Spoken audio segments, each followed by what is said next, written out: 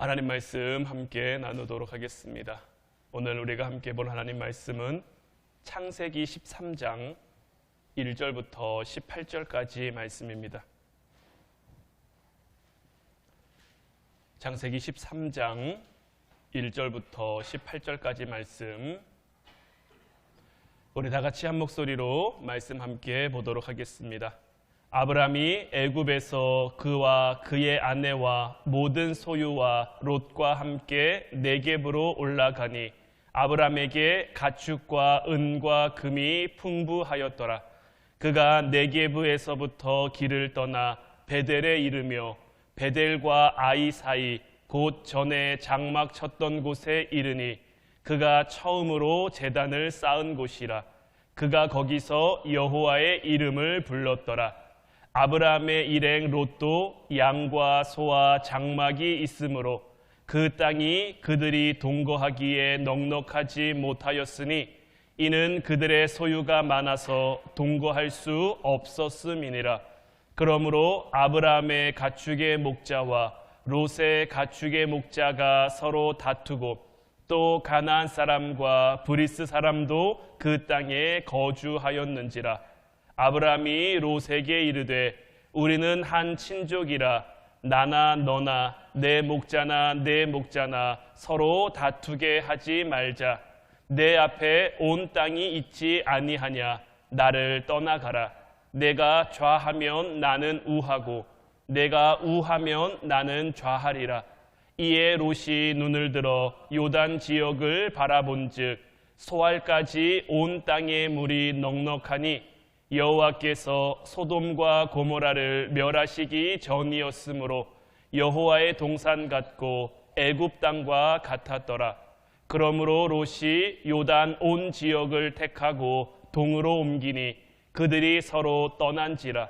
아브람은 가나안 땅에 거주하였고 롯은 그 지역의 도시들에 머무르며 그 장막을 옮겨 소돔까지 이르렀더라. 소돔 사람은 여호와 앞에 악하며 큰 죄인이었더라.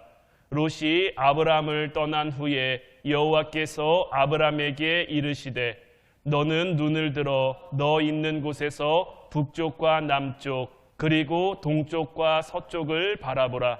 보이는 땅을 내가 너와 내 자손에게 주리니 영원히 이르리라.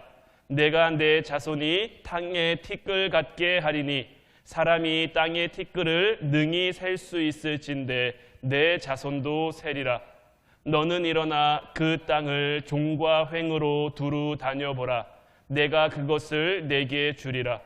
이에 아브람이 장막을 옮겨 헤브론에 있는 마므레 상수리 수풀에 이르러 거주하며 거기서 여호와를 위하여 제단을 쌓았더라.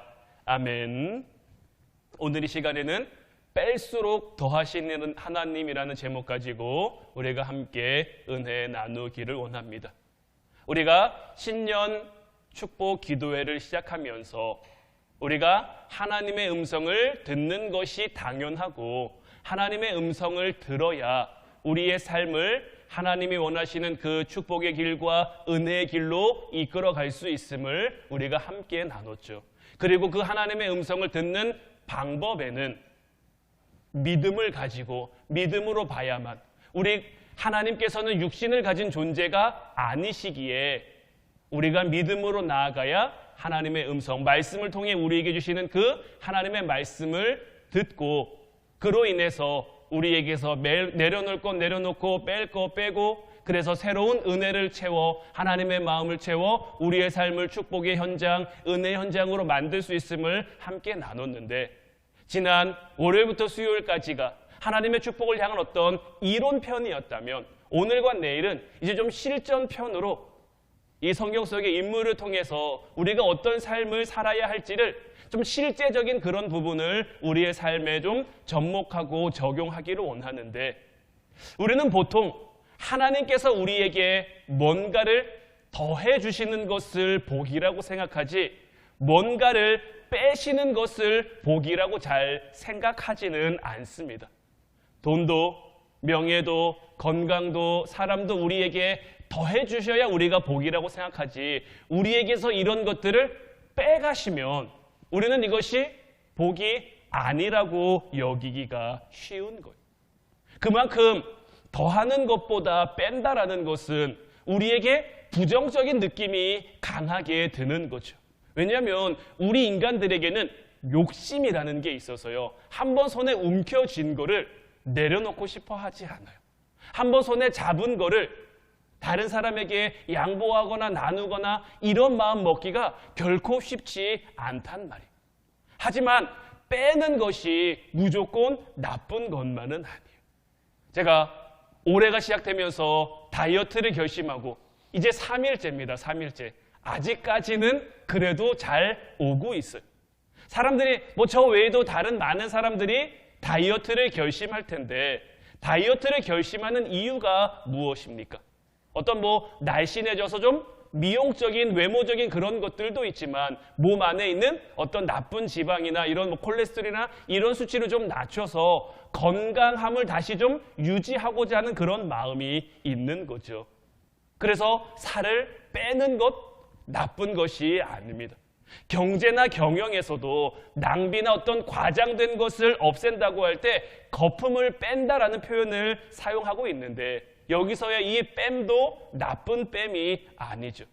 이런 맥락에서 하나님이 우리의 삶에서 무언가를 빼시는 것은 결코 우리의 삶을 저주하거나 재앙을 내리시거나 나쁘게 하시는 것이 아니라 오히려 우리에게 있어서 더 성숙한 차원의 축복이라고 할 수 있는 거예요. 오늘 이 아브라함의 모습을 통해 하나님께서는 이러한 부분을 우리들에게 제대로 보여주고 계시는데 먼저 오늘 본문 1절, 2절 말씀을 다시 보면 아브라함이 애굽에서 그와 그의 아내와 모든 소유와 롯과 함께 네겝으로 올라가니 아브라함에게 가축과 은과 금이 풍부하였더라. 믿음의 조상 아브라함에게 하나님이 나타나셔서 너의 고향인 갈대아 우르를 떠나 내가 너에게 보여줄 땅으로 가라. 그래서 아브라함이 믿음의 여정을 출발했는데 이 믿음의 여정에 누가 함께였냐면 죽은 누이의 아들인 롯도 함께였어요. 롯은 굉장히 좀 똘똘하고 성실한 젊은이로 자식이 없는 아브라함에게 굉장히 좀 큰 힘이 된 거죠. 왜냐하면 아브라함이 갈대아 우르를 떠날 때 이미 75세에 적지 않은 나이이잖아요. 그가 어떤 이 여행을 떠나고 여정을 함에 있어서 이 젊은 롯은 굉장히 아브라함에게 의지가 되고 힘이 되는 그러한 조카였을 거예요. 그런데 어느 순간 문제가 생깁니다. 이 문제의 발단이 어디서부터입니까? 오늘 본문 6절, 7절 말씀 보면 그 땅이 그들이 동거하기에 넉넉하지 못하였으니 이는 그들의 소유가 많아서 동거할 수 없었음이니라. 그러므로 아브라함의 가축의 목자와 롯의 가축의 목자가 서로 다투고 또 가나안 사람과 브리스 사람도 그 땅에 거주하였는지라. 문제의 발단은 어디에서부터입니까? 아브람 가축의 목자와 롯 가축의 목자가 서로 다투기를 시작하는 거죠. 그런데 이런 다툼에서요, 어느 한쪽이 전력이 아예 약하면 싸움 자체가 되지 않죠. 그런데 이 서로의 목자 간에 다툼이 일어난 걸로 봐서는 이 롯의 세력과 아브람의 세력이 서로 다툴 수 있을 만큼 어느 정도 비등비등해진 거예요. 그런데 오늘 본문 1절, 2절로 다시 돌아가 보면 지금 그들이 애굽에 그 땅에 흉년이 들어서 애굽에 한번 내려갔었거든요. 근데 이 애굽에 내려갔다가 자기 누이를 바로에게 빼앗길 뻔하고 하나님의 도우심으로 그곳에서 오히려 하나님의 은혜로 풍성함과 풍족함을 입어 올라왔단 말이에요.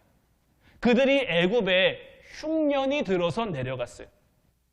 애굽에 갈 때는 이들이 부자였을까요? 아닐까요? 어느 정도의 기본적인 재산은 있었겠습니다만은 부자라고 할 수 있을 만큼의 재산은 아니에요. 그런데 애굽에서 올라올 때 지금 이 재산은 사실 누구의 재산입니까? 아브라함의 아내 사라로 말미암은 그 재산이란 말이에요. 어떻게 보면 그 사라의 몸값으로 받아가지고 나온 그 돈이죠. 그 돈으로 인해서 아브라함에게 가축도 풍부하고 은도 풍부하고 금도 풍부해졌어요. 이 풍부함이 누구에게까지 미친 거예요? 함께 따라다녔던 조카 롯에게까지 미친 거죠. 그래서 아브라함의 소유도 넉넉해졌고 롯의 소유도 넉넉해졌고 서로 넉넉해지고 서로 풍성해지다 보니까 이들의 목자들이 서로 싸우기 시작하는데 이 싸움 속에서 우리가 눈여겨봐야 될 것은 자, 롯의 이 재물은 누구로 인함인 겁니까? 아브람으로 인함인 거죠. 그러면 이 아브람의 가축의 목자와 롯의 가축의 목자가 서로 시비가 붙었을 때 어떻게 하는 게 맞을까요? 그냥 인간적인 도리로만 생각해 봐도 조카 롯의 가축의 목자가 양보하는 게 맞는 것처럼 보여진단 말이에요. 그런데 이들 사이에 양보가 있습니까? 양보가 없어요. 서로 싸우고 서로 시비하는 거예요. 이런 싸움과 이런 시비가 계속되니까 이것을 해결하기 위해 누가 나섭니까? 이제 아브람이 나서는 거예요. 8절 9절 말씀 보면 아브람이 롯에게 이르되 우리는 한 친족이라 나나 너나 내 목자나 내 목자나 서로 다투게 하지 말자. 내 앞에 온 땅이 있지 아니하냐. 나를 떠나가라. 내가 좌하면 나는 우하고 내가 우하면 나는 좌하리라. 이런 내부 갈등을 더 이상 방치해서는 안 되겠다고 생각한 아브람이 먼저 조카 롯을 찾아가 어떤 대안을 제시하는 거예요. 본의 아니게 목자들 사이에 싸움이 일어났으니 계속 서로 이렇게 붙어서 싸움을 일으킬 것이 아니라 이제 우리가 좀 헤어지는 게 낫지 않겠냐. 이제 우리가 갈라지는 게 낫지 않겠냐. 저기 보이는 땅 중에서 네가 먼저 선택하면 그래서 네가 좌하면 나는 우할 것이고 네가 우하면 나는 좌할 거다. 롯에게 먼저 선택권을 줬어요. 자, 여기서 또 우리가 좀 인간적인 마음을 가지고 한번 생각을 해보자고요. 롯이 그래도 좀 양심이 있는 사람이라면 어떻게 하는 게 맞을까요? 아니 삼촌, 제가 어떻게 먼저 고릅니까? 제가 여기까지 온 게 다 누구 때문인데, 제가 이렇게 성장할 수 있었던 것이 누구 때문인데, 삼촌이 먼저 고르시면 제가 고르겠습니다 하든지, 아니면 제가 삼촌 때문에 여기까지 컸는데 제가 삼촌을 어떻게 떠날 수 있습니까?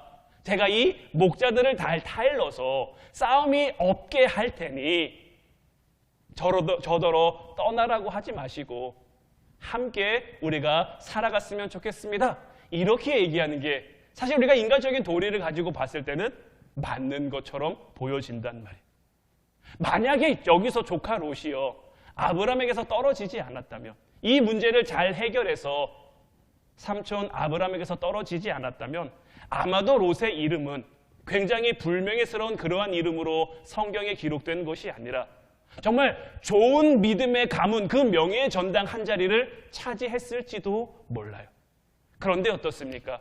조카 롯은 그렇게 하지 않아요. 10절 11절 말씀 보면 이에 롯이 눈을 들어 요단 지역을 바라본즉 소알까지 온 땅에 물이 넉넉하니 여호와께서 소돔과 고모라를 멸하시기 전이었으므로 여호와의 동산 같고 애굽 땅과 같았더라. 그러므로 롯이 요단 온 지역을 택하고 동으로 옮기니 그들이 서로 떠난지라. 영악한 롯은 눈에 보여지는 이득만 보고 움직이는 거죠.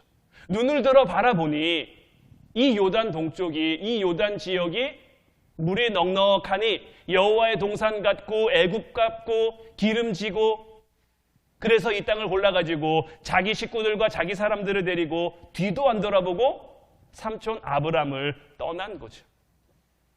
조카 롯이 떠난 그 아브람의, 조카 롯을 떠나보낸 이 아브람의 심정은 어땠을까요? 아마 이때면 아브람이 75세에 떠나왔으니까 훨씬 더 고령의 나이가 됐을 거예요. 그에게 롯은 어떤 적이나 경쟁자가 아니라 오랜 세월 자기를 돌아봐줬던, 자기를 보좌했던 최측근이었을 것이며 하나님의 부르심을 받고 고향 땅을 떠나 약속의 땅으로 가는 그 여정을 함께하는 동지자 전우라고 이 아브람은 여겼을 텐데, 이 낯선 타국에 와서 어릴 적부터 자식처럼 여기며 예뻐하고 키운, 그렇게 또 이제 의지하며 함께 도우며 함께 여기까지 왔던 그 조카 롯이 이렇게 떠나버렸으니 아브람의 마음이 얼마나 쓸쓸하고 얼마나 외롭고 얼마나 허전했을까요? 그런데 여기서 롯은요, 어쩌면 우리가 하나님만큼 사랑하고 하나님만큼 의지하는 어떤 사람이나 어떤 것을 의미할 수도 있다라는 거예요. 뭐 친한 인맥일 수도 있고요, 아니면 물질일 수도 있고 건강일 수도 있고 우리가 가지고 있는 재주나 재능일 수도 있어요. 우리 생각에는 롯 없이는 못 살 것처럼 그렇게 여겨질 수도 있어요.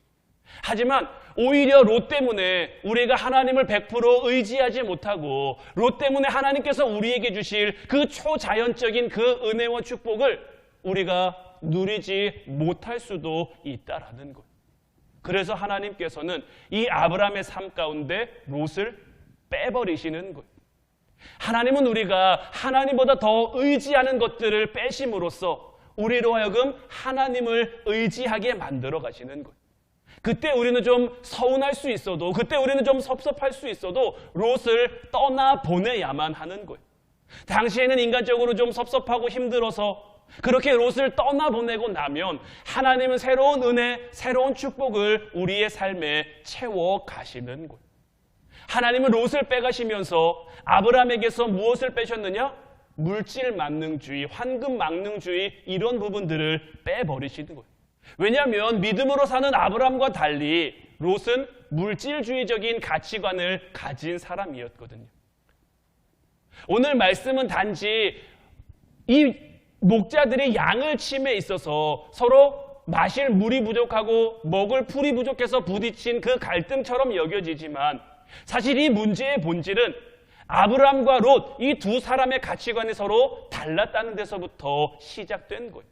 아브라함은 그래도 하나님의 말씀대로 살고자 했고 롯은 빨리 돈을 벌어 내가 여기서 독립해야지. 그래서 조카 롯은 자기 세력을 키우고 자기 목자들을 키우고 자기 사람들을 키운 거예요. 그는 어릴 적부터 자기를 키워준 삼촌 아브라함, 그리고 아브라함을 인도하신 하나님을 본 것이 아니라 하나님이 주신 이 돈만 보고 지금까지 지내온 거예요.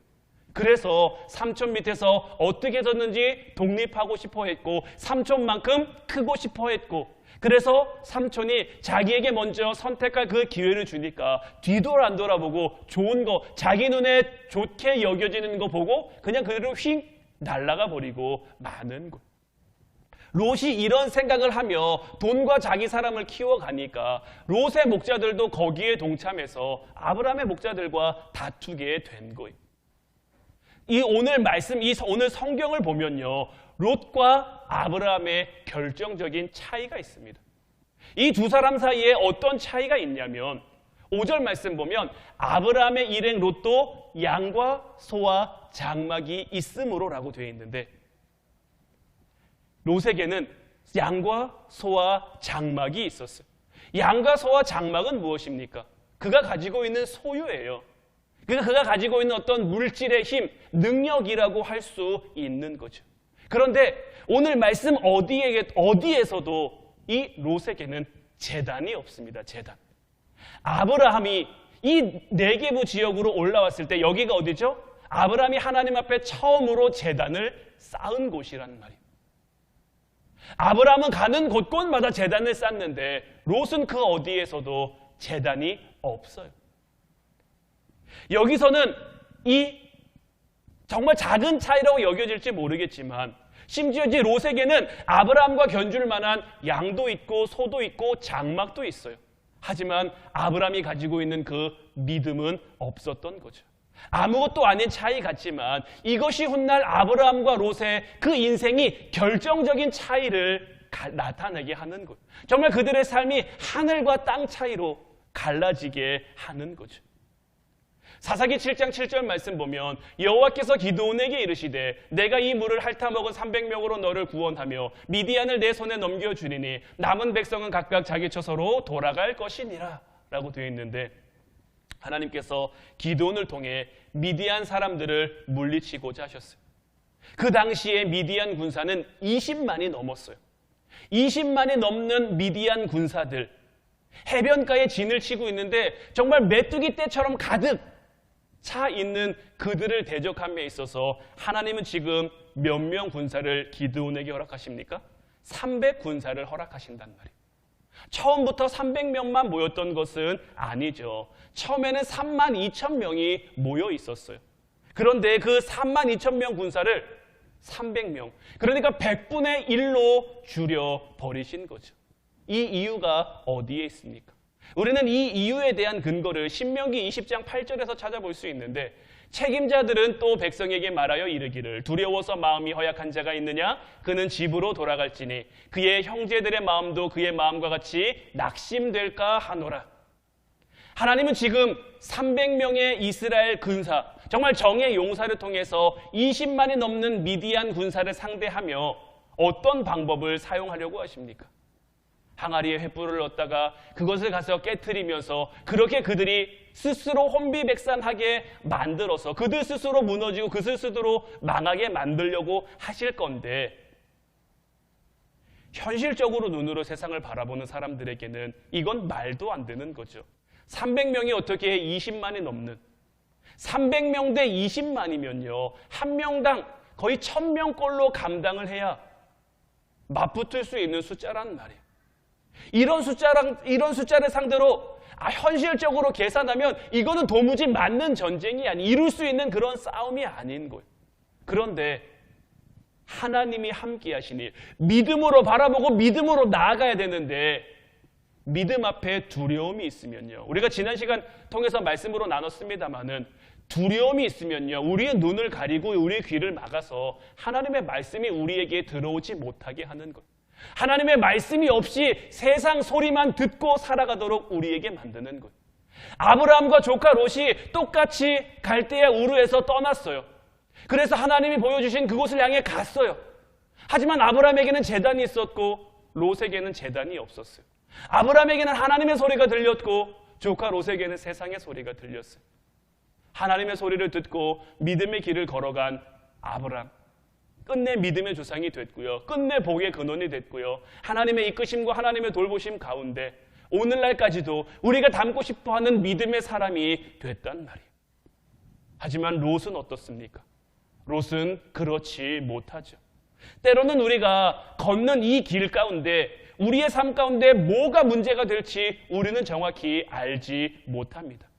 하지만 하나님께서 내 삶 가운데 무언가 빼시는 게 있다면, 하나님께서 지금 내 삶에 이 빼시는 것이 내 마음을 좀 섭섭하고 서운하고 아쉽고 안타깝고 외롭고 쓸쓸하고 허전하게 만들 수 있지만, 하나님이 빼신다는 것은 이것이 훗날 우리의 삶에 문제가 될 수 있는 것임은 확실한 거예요. 우리가 믿음으로 이것을 바라보고 믿음으로 이것을 인정할 수 있어야 하는 거예요. 하나님의 뺄셈을 우리는 조금 가슴 아프더라도, 조금 마음 아프더라도 오히려 겸허히 감사히 받아들일 수 있어야 하는 거예요. 하나님께서는 우리가 의지했던 이런 롯 같은 것을 우리의 삶 가운데 빼시면서 우리가 전에는 깨닫지 못한 그런 새로운 영역의 영적 분별력을 우리에게 허락해 주시는 거예요. 우리가 하나님의 뜻대로 하나님의 말씀대로 살기 위해서는 지혜가 필요하다고 말씀드렸는데, 이 지혜라는 것은 뭔가를 버려야만 얻을 수 있는 거예요. 어떤 세상의 지식은 뭔가를 더해야죠. 우리가 수학을 잘하려도 수학 공식 하나를 더 익혀야 수학에 대해서 더 잘할 수 있지만, 우리가 하나님이 주시는 지혜로 살아가기 위해서, 지혜를 얻기 위해서는 자꾸 우리 안에 있는 우리의 소리, 세상의 소리를 빼버려야만 하나님의 소리가 우리에게 들어와. 그래서 경청이 지혜가 되는 거예요. 하나님의 말씀을 듣는 것이 우리의 삶에 온전한 지혜가 될 수 있는 거예요. 우리는 욥의 경우를 통해서 이러한 부분을 잘 볼 수가 있는데, 우리가 욥이라는 인물을 참 잘 알죠. 하나님의 허락으로 사단은 욥이 소유하고 있던 막대한 재물을 다 뺏어가 버리죠. 자녀들도 죽임을 당하고요, 자신의 몸에도 병에 걸리는 엄청난 시련이 정말 한꺼번에 욥에게 몰려왔단 말이에요. 설상가상으로 이때 친구들이 와서 한다는 얘기가, 네가 이런 잘못을 하니까 하나님이 너를 벌 주시는 거지, 너는 회개해야 돼, 너는 돌이켜야 돼, 이런 얘기만 하고 있는 거예요. 안 그래도 힘들어 죽겠는데, 여러 가지 시련 속에서 참 아파 죽겠는데, 이것을 자기들이 영적으로 해석해가지고 나름대로 정죄하고 나름대로 설교를 해대니 얼마나 마음이 아프고 괴로울까요? 거기다가 누가 거듭니까? 자기 아내가 이럴 거면 하나님 욕하고 죽으라고, 하나님 저주하고 죽으라고 악담을 하고 있는 거예요. 욥이 재물이 있고 명예가 있고 건강이 있을 때는 항상 욥 주위에서 좋은 얘기만 하던 사람들이 욥이 한꺼번에 모든 것을 다 잃어버리니까 완전히 돌변해서 내가 너 그럴 줄 알았다. 너 똑바로 살았어야지. 너 회개했어야지. 지금이라도 돌이켜야지. 지금이라도 회개해야지. 차라리 하나님 욕하고 죽어.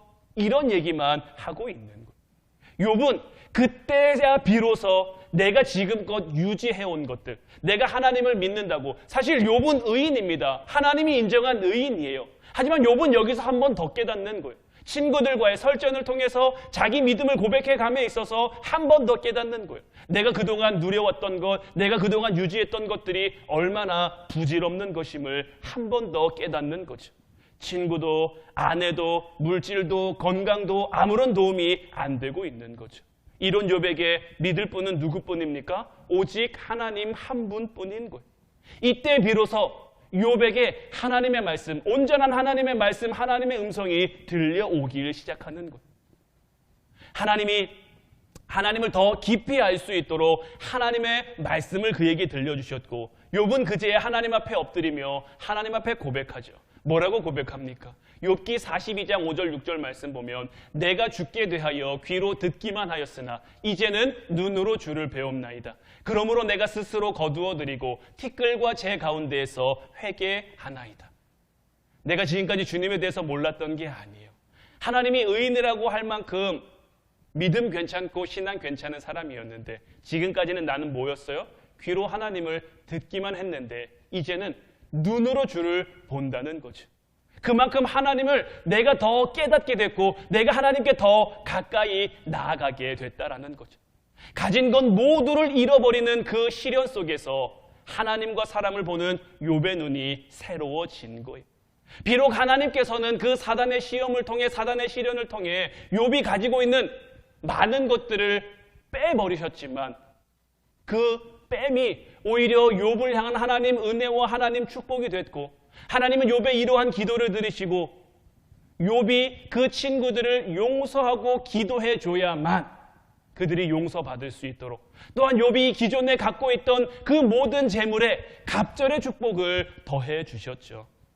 우리의 삶도 마찬가지예요. 우리도 우리를 향하신 하나님의 이 영적 레슨을 깨달으면 하나님께서 우리의 삶에 영적인 축복을 늘 더해 주실 줄 믿어요. 우리의 삶 가운데 무엇이 더해지는 것, 물질이 더해지고 건강이 더해지고 자녀들의 잘됨이 더해지고 우리가 하고 있는 일들이 잘 되는 것이 더해지고 이런 것들은 우리가 따로 말씀 보지 않아도 우리에게 너무 큰 은혜임을 우리가 알아요. 이때 우리가 해야 될 것은 우리의 마음을 교만하지 않도록 다스리기만 하면 되지만 혹 하나님께서 올 한 해의 삶을 통해 우리의 삶 가운데 무언가를 빼가시면 우리의 삶에 무언가를 빼버리시면 그 하나님의 뺄셈 앞에 우리가 어떤 마음으로 나아갈 것인가? 올 한 해를 정말 축복받는 하나님의 은혜와 축복이 가득한 삶으로 만들기 위해 하나님이 우리의 삶을 이런 모양으로 이끌어 가고 계심을 우리는 깨닫고 우리는 인정하며 나아갈 수 있어야 하는 것. 지금 당장은 힘들지 모르지만 지금 당장은 아플지 모르지만 뺄 것은 빼놓고 내려놓을 것은 내려놓고 그래서 하나님 은혜를 향해 하나님 말씀을 향해 하나님이 온전히 우리를 세우시는 그 자리를 향해 나아갈 수 있는 저와 여러분들이 되시기를 주님의 이름으로 축원해 드립니다. 우리가 그런 모습으로 살아갈 때 아브라함이 되어 정말 믿음의 조상 복의 근원이 되게 하셨던 것처럼 저희들 한 사람 한 사람을 저희들 삶의 자리에 복의 근원이 되게 하실 줄로 믿어요. 그래서 우리 가정이 우리 교회가 신명기의 말씀처럼 어떤 순간 어떤 상황 속에서도 복을 받으며 복을 누리게 될 줄로 믿습니다. 이제 우리 찬양하고 같이 기도하기를 원하는데 오늘 이 시간에는 찬송가 88장입니다. 내 진정 사모하는 이 찬양 함께 나누고 싶은데 저는 이 찬양 중에서 이 가사가 참 와닿았어요. 2절에 있는 가사인데 온 세상 날 버려도 주 예수 안 버려 끝까지 나를 돌아보시니 주는 저 산 밑에 백합 빛나는 새벽별 이 땅에 그 무엇과도 비길 수 없는 우리의 가장 귀하고 우리의 가장 존귀한 보물인 줄로 믿어요. 이제 그 주님을 진정으로 사모하며 나아가는 저희들 되기를 소망합니다. 우리 찬양하고 같이 기도하겠습니다.